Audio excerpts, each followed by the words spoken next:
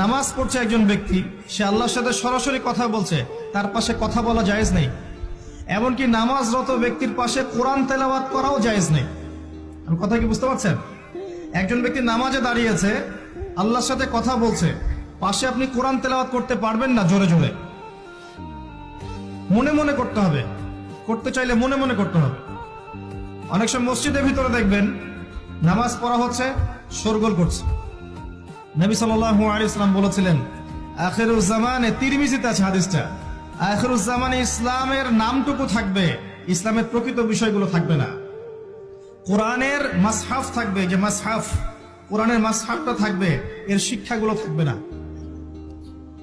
মসজিদগুলো হবে চাকচিক্যময়, কিন্তু মসজিদ হবে হেদায়েত শূন্য।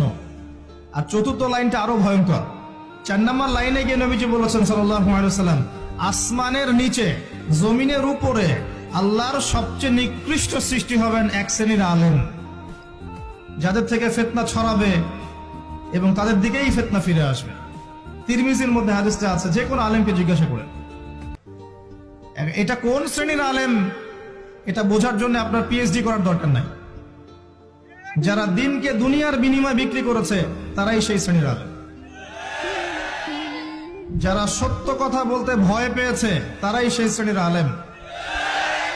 যারা সত্যকে মিথ্যার সাথে মিশ্রিত করেছে তারাই সেই শ্রেণীর আলেম। এবং যারা ইসলামের নামে উম্মাকে শতদা বিভক্ত করে দিয়েছে, এরাই সেই শ্রেণীর আলেম।